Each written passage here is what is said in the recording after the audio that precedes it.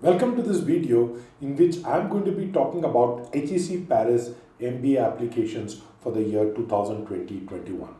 So if you're applying for the school, make sure you watch this video till the end. I have a lot of actionable tips coming up for you.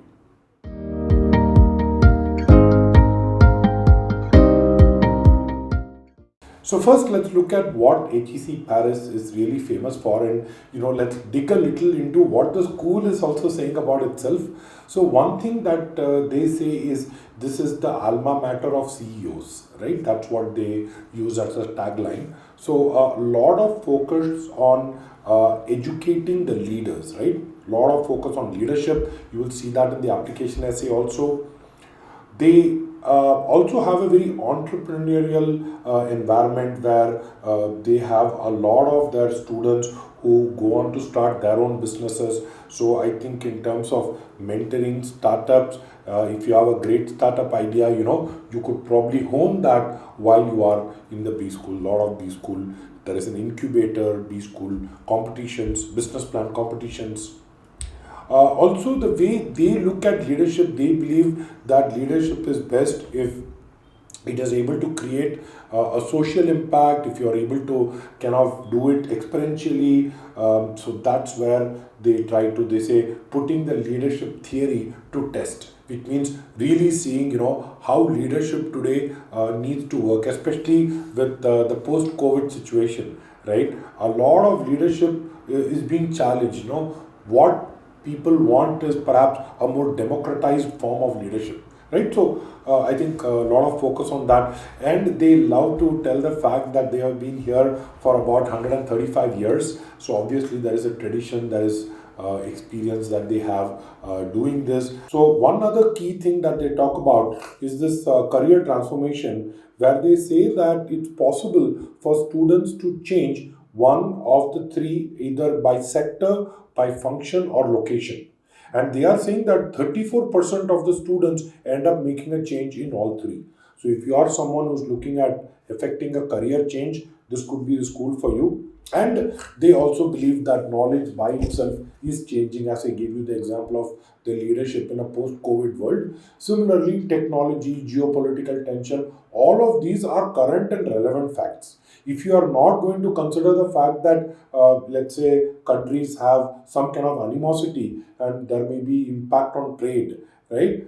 You will not be able to function in business. So they also are looking at innovation. In fact, they have written a bunch of research articles. Their faculty has written over 500 research articles in the last 5 years, right? So that's another claim that they make on the site. But based on my experience of students who end up going to HEC Paris, I think all of them have loved the program. So I think there is absolutely nothing for you to worry about in terms of the name, the reputation locally.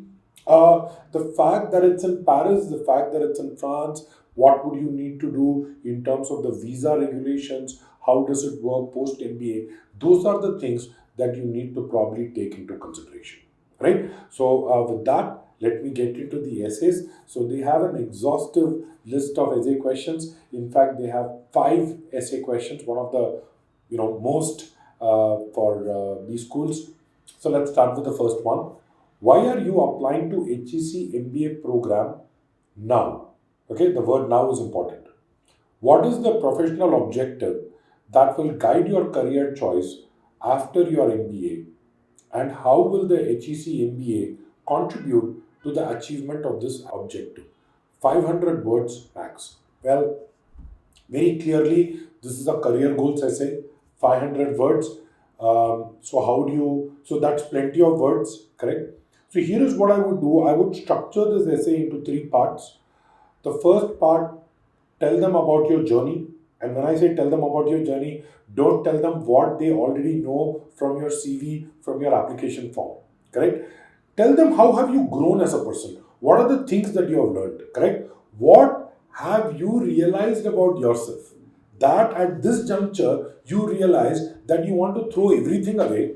Well, you don't put that in the essay, but that's really what you're going to do, right? Throw everything away and jump into utter chaos for the next 1 year of your life and take on a huge student debt in the process. Why are you crazy to do that?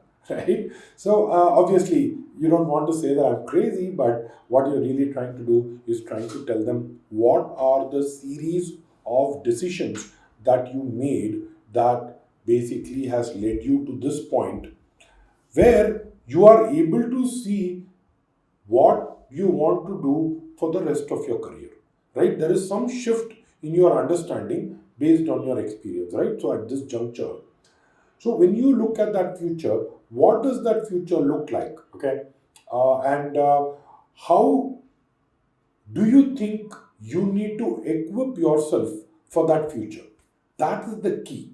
Because once you tell what is it that you need to equip yourself for that future, the why HEC part will get answered. Okay, your why now part gets answered. What is the professional objective that will guide your career choice? So that gets answered because you are looking at a slightly larger goal, but you want to maybe talk about immediately after graduating what are the kind of positions, what are the kind of functions, what are the kind of geographies you want to work on. So, first part, your journey so far. Second part, tell me about that goal. I want to know more about the professional objective that you're trying to meet. It's not just a title, but it is more around your game plan. So, let me give you an example of what could be a game plan. Let us say you come from a background where you have worked only in marketing, right? But you want to add analytics and you want to understand how marketing fits into the entire organization. That could be your next step, where you're going from, let's say, being someone in the digital marketing team to someone maybe heading a marketing function, right? But whatever your goals be, it's very important for us to articulate what is required in such a goal. So you will say, okay, I need to know more about how data is being used. You need to maybe hone your own leadership skills, how effective you are working with people. Maybe it is your knowledge base that you're trying to expand. Whatever be the case, that's what you need to be giving in this essay. 500 words. So I would say once you have defined your background, once you have defined your goal, third part, how an HEC MBA is going to help you, I would split it 150, 150, 150, 450. Then you can have 50 words that can be spread with a good tight start and a good end, so that you end on a flourish. So you kind of tie them together. That's what I would say for the first essay. If you have written essays for other schools, you realize that a lot of this could be rehashed from other schools. Or if you are writing it for HEC MBA, then I'm pretty sure this essay will be asked in other words for other schools. So very important that you have a career MBA goal essay ready with you. On this note, I just wanted to let you know that at Crack Verbal, we have an admission services team. So we have MBAs from HEC Paris who can work with you on your application. So in case you are looking at applying to the school, do let us know. The contact details are provided below. Coming to the second essay, what do you consider your most significant life achievement? 250 words max. I think there is an implied question over here. So the first question is what you consider to be a life achievement, but I think the second part is why is it your life achievement? And here is a simple way in which this 250 word essay can be tackled. You can use this framework, it's called a START framework. So the START framework really is S, which stands for situation. What was the background when you came into this particular situation, right? Because you want to talk about your achievement. I want to know what is the gravity of this achievement, correct? Of all the things you could have said, why did you pick this one, right? So I need to have that situation. Then the task, what was expected of you? Because if I'm going to see what you are doing, I want to know what other thing could have happened, right? Because I don't know if this is like a this thing.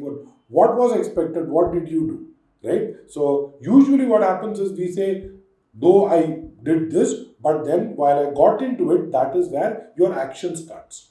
So situation, task, what was assigned to you, what is the action that you perform, which is probably different than what was assigned.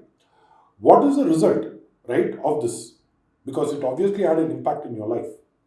And finally, takeaways, and that is the point that you need to emphasize on, because they are also saying, how, what does this tell me about you? How do I know you as a person, right? What do you want us to know about you by this being your life? It's your life achievement. How does it help me? Correct. So in some sense, I think the takeaway is very important for them to get an insight into your head, into your mind, how you function. The third essay, 250 word again, says leadership and ethics are inevitably intertwined in the business world. Describe a situation in which you have dealt with these issues and how have they influenced you. Now, 250 words, you could probably talk about an incident that might have happened. Now, this is something that you need to ask yourself. Sometimes so people tend to think, when they look at ethics, they always tend to think of it as, oh, I have to be involved in a case where there could have been a potential kickback or bribery or something. It's not true, correct? Some of the ethical dilemmas that you could have faced could be very small. For example, I know at work there used to be this guy who used to print out like a bunch of stuff, personal stuff, and he said, oh, it's office stuff, how do I care? I felt very this. I actually went, spoke to him, and then I had to be the whistleblower, right? I went and told the HR that this. So in all of this, there was a slight conflict, because that's what they are asking, right? How have they influenced you?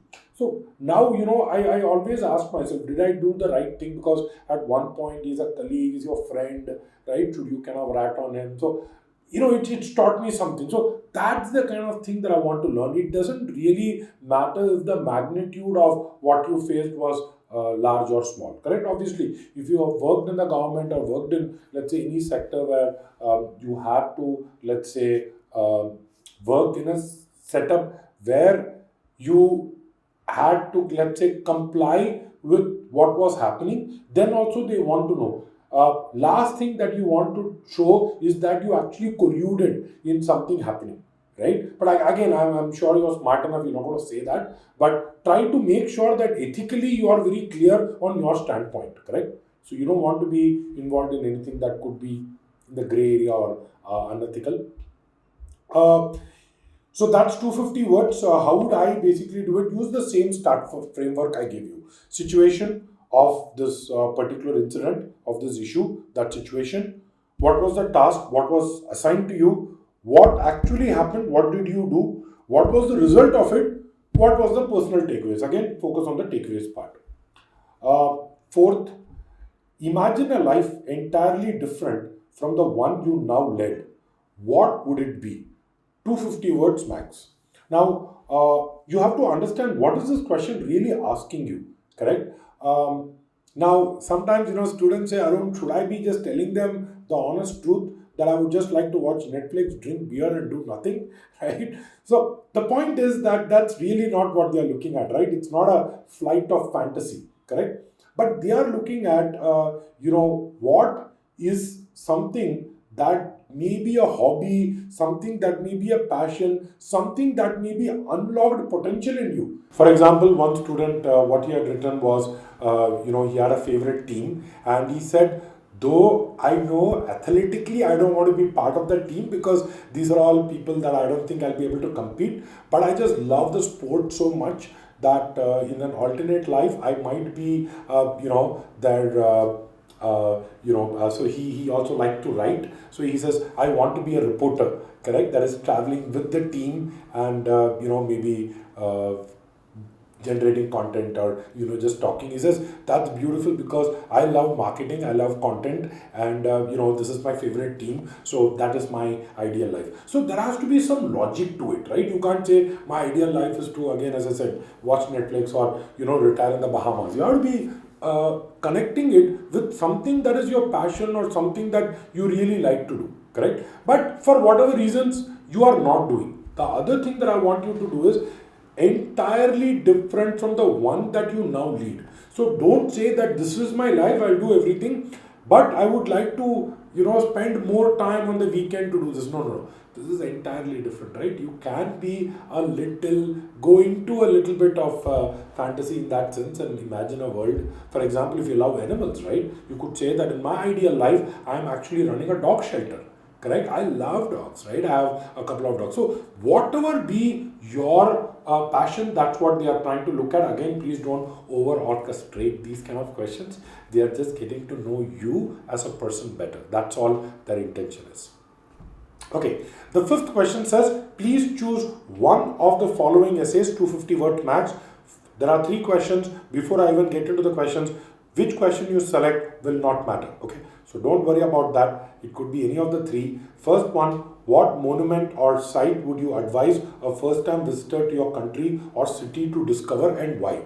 See, I mean, obviously, if you are in a city, you have probably a couple of monuments, right? So you are not expected to replace a Google search function for them, right? So they are not saying what is famous in Mumbai, right? So I would say more than that monument or that site, I would probably have a personal connection also, correct? For example, you could also try to tie it with something that is personal to you. For example, you are a person who likes to jog, right? So you probably want them to take to, let's say, a park in your city, correct? And you could maybe talk about that and talk about something around, see, you have 250 words, right? So you need to say why. So you cannot say I will take them, say let's say you are from Agra, you will not say I will take them to see Taj Mahal. Taj Mahal is a monument built by so and so. It's not about the monument, right? What is it telling me about you?